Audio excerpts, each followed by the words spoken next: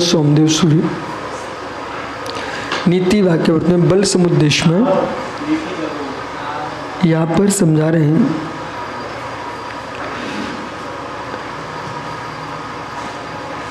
जो स्वामी सेवक के अधीन है, स्वामी के अधीन सेवक, तो सम्राट को पर्याप्त उसको धन देना चाहिए। अब कह रहे हैं नहीं स्वामी मैं मानो राय दंडनीय,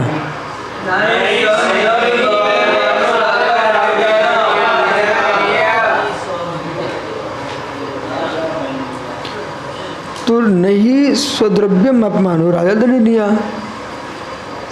यदि स्वद्रव्य व्यय मानो भी अपना जो द्रव्य है किसका, सेवक का, राजा जी वेतन को धन आदि नहीं देते तो भी उसे झगड़ा करने की जरूरत नहीं है। किसको, राजा से। ये विशेष बात समझना कि नीति कहती है समर्थ को देखना चाहिए। समर्थवान है उससे तुम झगड़ा करोगे और विकल्प बढ़ जाएगा, प्राण भी ले सकता है, इसलिए समय पर टाल देना चाहिए। बहुत सारे बस है कि चोर लुटेरे हैं, उनने तुम्हारा धन लूटा और तुम समझ भी गए कि भाई ये हमारा ले छीन ले जाए, वहाँ शांति से बैठे रहो। तुमने झगड़ा किया तो प्राण और ले जाएगा, तुम्हारा भाग होगा तो पचा नहीं पाएगा, उनके पिता को वापस करना पड़ेगा। पर वहाँ अपन को प्राणों की रक्षा पहले करना चाहिए। झगड़ा करके अपने प्राण नहीं देने चाहिए। देखो तुमने झगड़ा किया, वो प्राण ले लिए उसने, वो धन तो ले ही जाएगा, जीवन बचेगा। तो हर आदमी को अपने जीवन धर्म से जोड़ना चाहिए। माना कि मुझे अपनी चिंता नहीं है कि हमारा मरण कर लो तभी हो जाए, पर इतना ध्यान दो तुम्हारे नियोग से परिवार चल रहा है, तुम्हारे नियोग से देश के तुम कोई अधिकारी हो, व्यवस्थित देश चल रहा है, आपके नियोग से तुम धर्मात्मा जीव हो, जगत के जीवों का कल्याण कर रहे हो, तुम धन कमाते हो तो कितने लोग गरीबों का पेट भर रहा है। वे अज्ञानी लोग हैं कि एक आदमी जाने से क्या होगा, एक आदमी से जाने से क्या होगा, बोलो मैं इनके एक खेत में बेटा गेहूं की फसल लगी हुई है, उसमें हजारों पौधे हैं, ठीक है ना, और एक खेत की मेड़ पर एक आम का वृक्ष लगा बेटा, ठीक है। अब कोई समझदार मिल गया, गांधी कहता है क्या तुम एक पेड़ लगाए, एक पेड़ कटने से क्या होता है, 1000 पेड़ तो आ रहे अपने पास गेहूं के पौधे।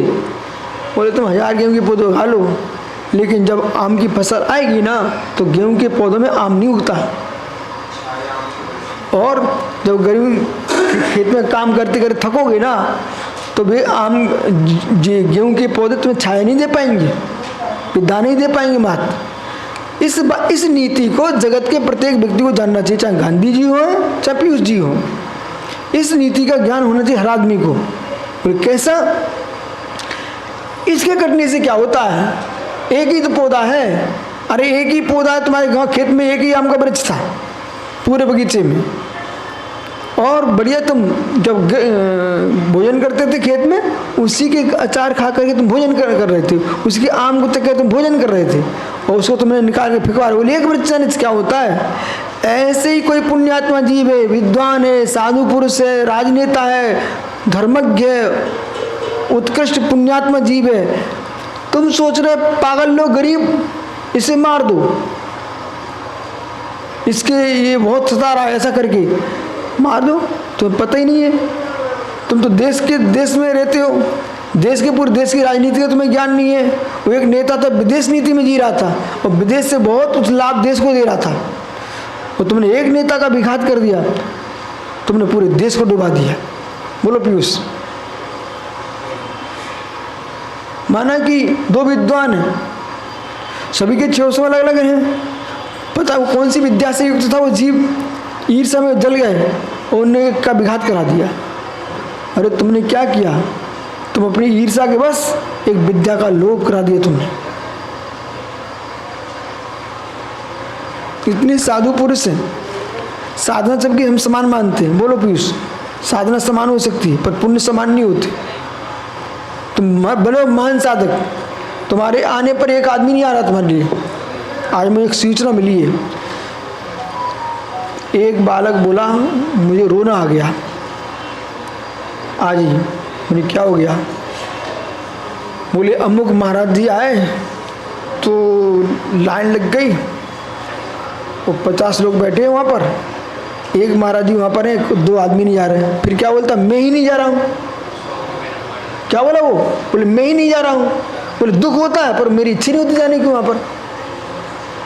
तो भाई अपने अपने स्वभाव ठीक करो, साधना अपनी बरगना बढ़ाओ। जब तक पुण्य नहीं बढ़ेगा तब तक तुम्हारे पास कोई नहीं आ रहा।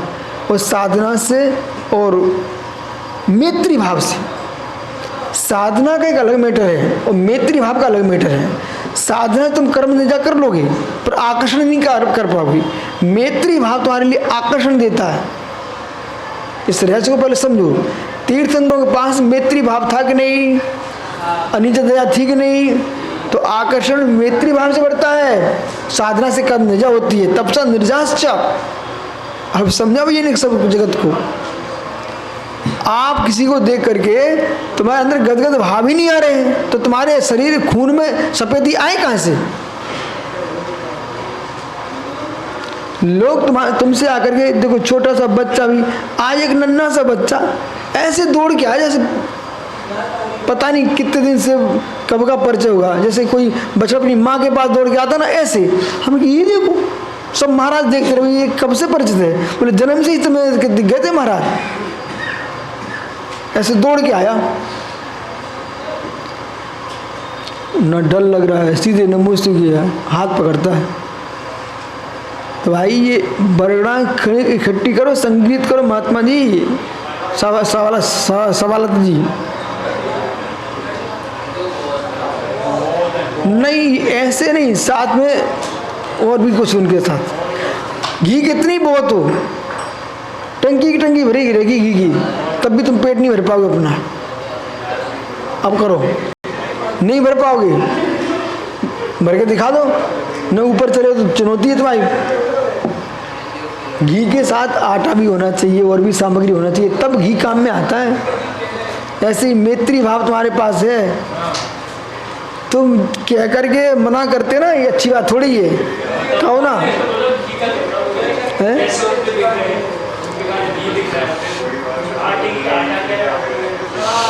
हाँ क्या बोले? सुनो, जैसे कि आपके अंदर करुणा दया सब कुछ है, साथ में कितना प्रयोग करना उसका, वो आटा भी चाहिए उसमें, कितना आप मुहैया बना पाएंगे। पंजीरी बनाना है, कसार बनाना है, घी ही भर दो तो कैसे काम चलेगा? तो उसमें मीठा भी चाहिए है। और तुम पूरे भक्तों के अनुसार जियोगे तो तुम्हारा अस्तित्व समाप्त नहीं बनेंगे, नष्ट हो जाएंगे। जो समझदार लोग थे ना वे तुमसे दूर हो जाएंगे।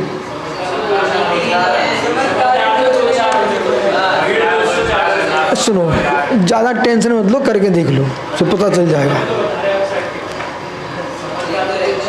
नहीं, आप व्यक्तिगत जितना बढ़ाओगे ना, जो बड़े जो बहुत नज़दीक पहुंच जाते ना, वे नहीं चाहते कि हमारे स्थान में कोई दूसरा आ पाए। इतने ढीले मत बन जाना कि कोई तुम्हारे अनुसार तुम्हें चलाने लग जाए। कमरे में आके बैठ गया एक सज्जन थे, बोले महाराज जी 2 मिनट भिलाई में। बोलो भाई, बे सीधे के गेट को ठहरो, मैं गेट खोल के आओ, पहले खोलो पहले, अब बोलो बात करो। क्यों? वे VIP बन रहे थे कि देखो हमने अंदर बैठ के बात की महाराज जी से और फिर समाज में जाके हंगामा करते हैं। हम बहुत नज़दीक है विशेषार के, हमने पहले गेट खोलो तुम, अब बात करो क्या बात है। कोई बात नहीं थी। बोले नाती को आशीर्वाद दे दो, पोती को आशीर्वाद दे दो, तो इसमें अपनी गेट करने में लगाने की क्या जरूरत थी इसके? तो समझा करो, बहुत सारे मुनिराज भी ऐसे हैं, बात सड़ी सी रहती है पर वे गेट बंद करा के बात करते हैं, जिससे बाकी के लोग ये सोचे भाई बहुत अंदर। हाँ समझ रहे? अब एक महात्मा जी ने इंदौर में गेट बंद कर लिया मुझे अंदर करके। बोले भाई क्या? बोलो ना। बोले आप बोल दो, थोड़ा प्रवचन बोल देना कि समाज में चातुर्मास अच्छे से हो जाए। हमें भाई यार इसको गेट बंद करने की क्या जरूरत थी, हम वैसे ही बोल देते। ऐसा है, बहुत सारे लोग वीआईपी बनते हैं, होते नहीं, वे बन करके होते हैं। एक वे होते हैं वीआईपी, बनते नहीं है, वे होते ही हैं, होते ही स्वभाव से। चंदन की लकड़ी को कोई सेंट नहीं छिड़कना पड़ता उसके लिए, वास्तविक चंदन के लिए, समझ रहे कि नहीं। लेकिन बाकी जो लकड़ियां है ना, उनमें छिड़क करके ऊपर से उन्हें बनाया जाता है वीआईपी। लेकिन जो शुद्ध चंदन है वो कहीं भी खड़ा रहे, पड़ा है, पर चंदन है वीआईपी, वो थोड़ी बबूल की लकड़ी है। ऐसे गुणवान बनो, वीआईपी बनो गुणों से, छुप छुप करके बैठ बैठ करके वीआईपी बनो तो क्यों उसमें बड़ी बात है, ये तो मायाचारी है। कागज के फूलों पर सेंट छिड़कने से जो सुगंध नहीं आएगी। बहुत सारे लोग वीआईपी बनना चाहते हैं, नहीं नहीं बनो मत, हो चर्या गुण है, व्यवहार कुशलता है। वो एक दिन 2 दिन जीवन भर, सुनिए जीवन भर श्रद्धा सुन। एक ऐसे साधक हैं जिनके पास जन्म से लोग जुड़े हुए हैं, जब हमारा उदय नहीं होता तब उससे जुड़े, ठीक है। जब उदय हुआ तो वे सब मेरे पास आते हैं, क्या बोलते स्पष्ट, बोले वो हमारा जुड़ाव श्रद्धा का है और ये जुड़ाव आस्था का है। भक्त किसी के पर बराबर मेरे पास आते हैं, बोले क्यों, बोले आस्था का विषय है, वो हमारा श्रद्धा, वो दूसरी वाली श्रद्धा है। तो आप सिर्फ समझ जाओ, पढ़े लिखे बच्चा हो, बनारस यूनिवर्सिटी के छात्र हो, इसलिए आप फालतू बातें करो मत। और आप जो ना, जो तुम देख रहे हैं ना, वो देखते हुए उसे गलत मानो, आप उसे गलत ही मानना। जो अपनी सामायिक छोड़ दे, अपना प्रतिगण छोड़ दे, अपनी साधना छोड़ दे, वो माँ दूसरों को बनाने के लिए बाहर बैठा हुआ है, समझ रहे कि नहीं। अभी स्वाध्याय में नहीं बैठे, 4 बच्चे बैठा सेवा करवा रहे होंगे, तो उन पर श्रद्धा जुड़ रही क्या, तो समझा करो। ऐसे पैर पखारे पूरे और लगे हैं लोग, तो समझा करो, सेवा भी करा तो विवेक के साथ कराओ, मर्यादा में रहो।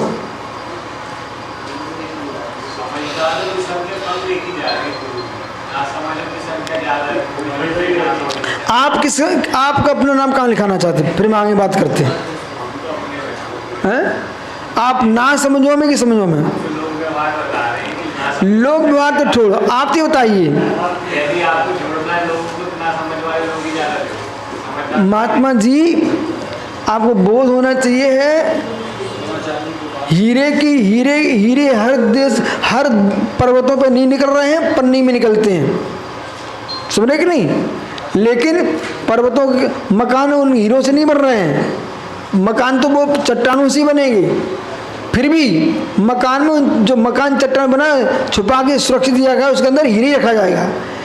ऐसे ही आप एक आध हीरे बन के रहो कि सभी सामान बन के उस चट्टानों में जुड़ना चाहते हो, ठुकोगे हथौड़े छेनी से और लगा दिए जाओगे, आप जीवन में टंगे रहो, दूसरी रक्षा करते रहो। इसलिए संख्या बाहुल गुणवत्ता नहीं होती, संख्या बाहुल गुणवत्ता नहीं होती है। चुनाव में जिता सकती है, पर राज चलाने की बुद्धि चाहिए। हमारे देश के टीचरों का क्या होगा, देश के पढ़े लिखे इंजीनियर, प्रोफेसर, वकील, जज, इन लोगों की क्या कीमत होगी। नेता बन सकते हो लोगों सामान्यों के वोट से, लेकिन देश जो चल रहा है ना, बुद्धि से चल रहा है, उसे स्वीकार करो। इसलिए हमारा सोच तुम सुनना चाहते हो सुनो, किसी भी बुद्धिमान का विघात नहीं होना चाहिए, वो सामान्य जनता का भी नहीं होना चाहिए। प्रजा की रक्षा हो, बुद्धिमानों की रक्षा हो।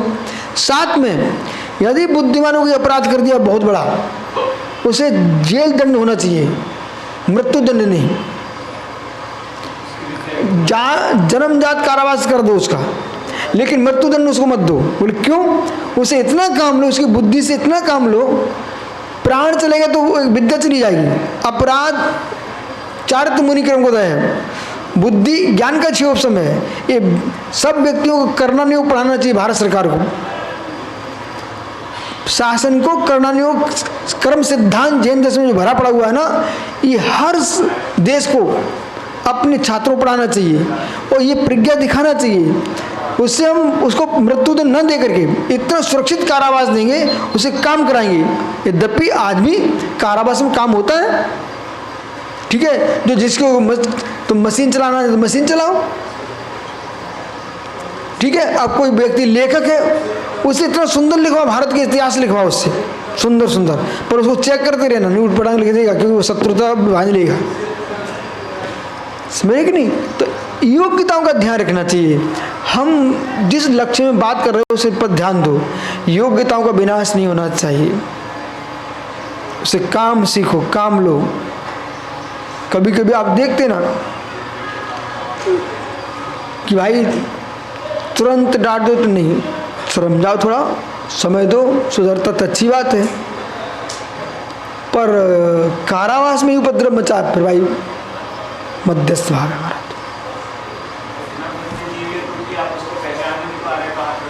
ठीक है, इससे आगे मिलते हैं, दूसरी क्लास भी है। तो ये कह रहे हैं, को नाम संजेता सुगुण चोरियत खादेत, को नाम संजेता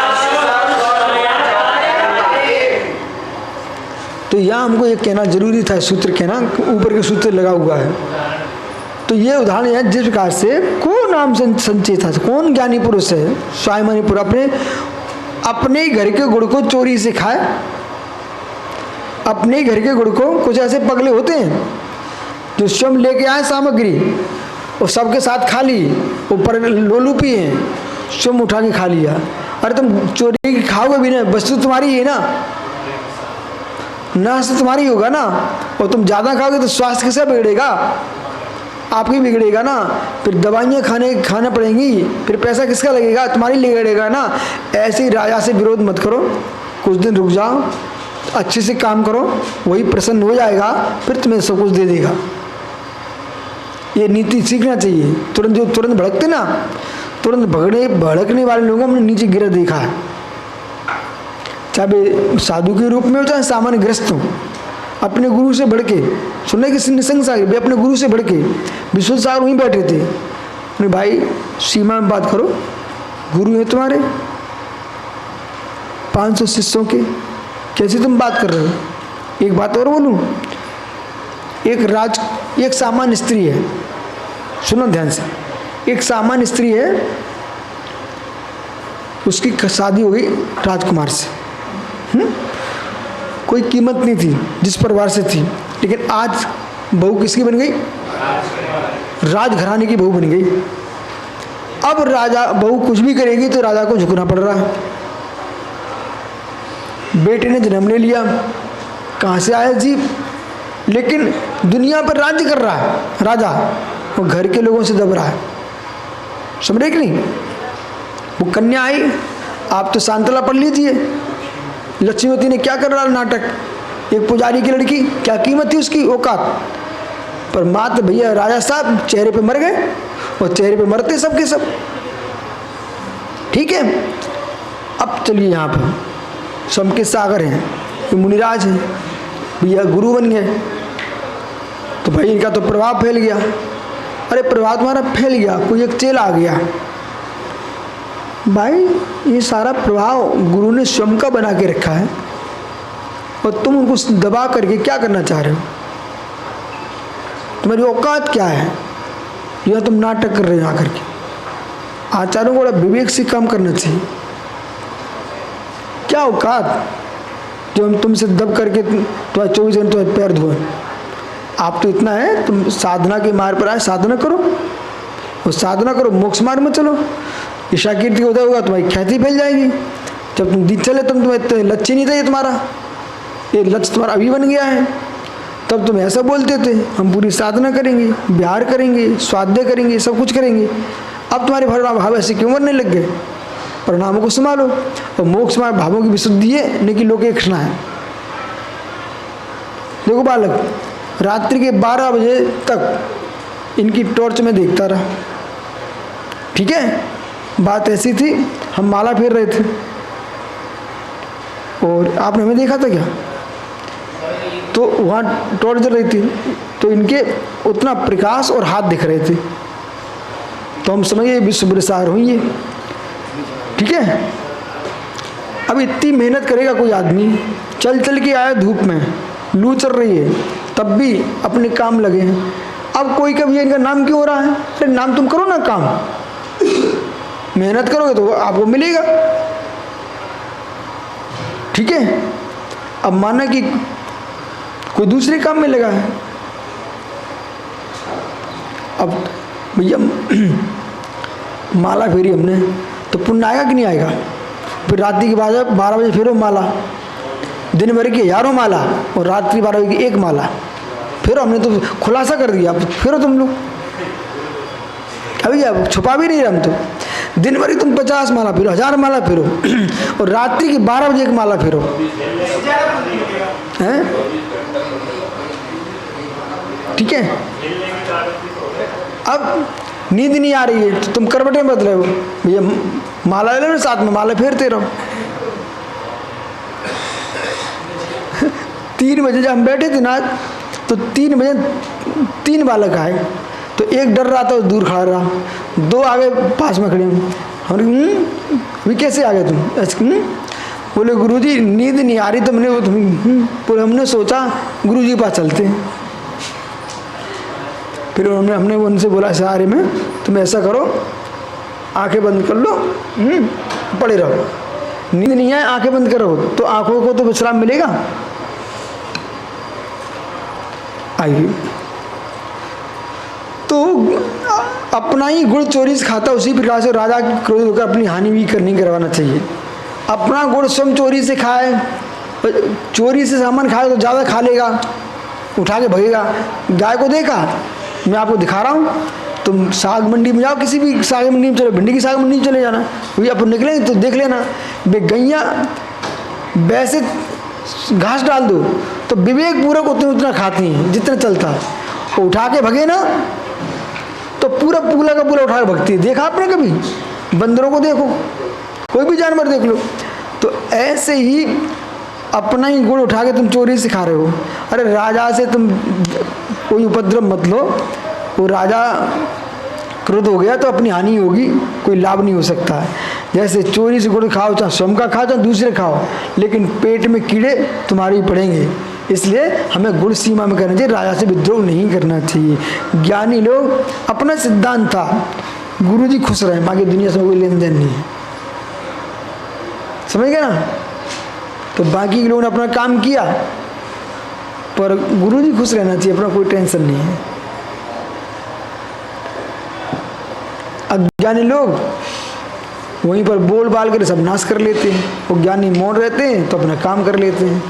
आज तो चमत्कार से दिख रहा है मुझे, बाद में बता देंगे। एक सज्जन मौन लिए बैठे हैं,